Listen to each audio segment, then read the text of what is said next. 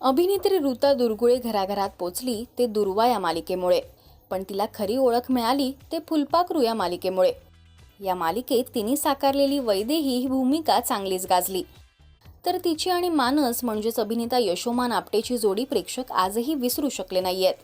The craft या चॅनलला मुलाखत देताना ऋताने तिच्या कास्टिंगचा किस्सा सांगितलाय. ऋता म्हणाली, मला फुलपाखरू मालिकेसाठी प्रोडक्शनकडून कॉल आला आणि त्याचवेळी मला दुसऱ्या मालिकेसाठी सुद्धा विचारण्यात आलं होतं. दिग्दर्शक मंदार देवस्थळींचं नाव ऐकून प्रत्येकाला त्यांच्यासोबत काम करण्याची इच्छा असते. याच सोबत माझी आधीची मालिका 4 वर्ष चालली होती, त्यामुळे आता सतत मी लोकांना दिसतीये म्हणून मला ही मालिका मिळेल की नाही याची शंका होती.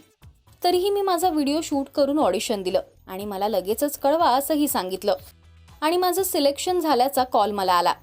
त्यानंतर सुद्धा माझी लुक टेस्ट झाली आणि मंदार देवस्थळी यांनी मला सांगितलं की मला लेन्स लावायला लागतील, का तर माझे डोळे घारे आहेत आणि चॅनलचं असं म्हणणं आहे की घाऱ्या डोळ्यांची मुलगी विलन वाटते. तरीही नंतर मंदार सर म्हणाले, जे होईल ते होईल, आपण लोकांना वैदेहीच्या प्रेमात पडायला लावू. आणि तसंच झालं. मी लेन्स लावले नाहीत आणि माझ्या याच डोळ्यांच्या लोक प्रेमात पडले. नंतर ही भूमिका इतकी गाजली की या भूमिकेने मला एक नवी ओळख दिली. लोक आजही मला वैदू म्हणूनच हाक मारतात. ऋताने दुर्वा, फुलपाखरू, मन उडू उडू झालं यासारख्या मालिकांमध्ये काम केलंय. तर टाइमपास 3, अनन्या या सिनेमांमधील तिच्या अभिनयाचं चांगलंच कौतुक झालं. याच सोबत ती सध्या हिंदी वेबसिरीजमध्ये सुद्धा काम करतेय. लवकरच ऋता आणि अभिनेता ललित प्रभाकरचा नवा सिनेमा प्रेक्षकांच्या भेटीला येतोय.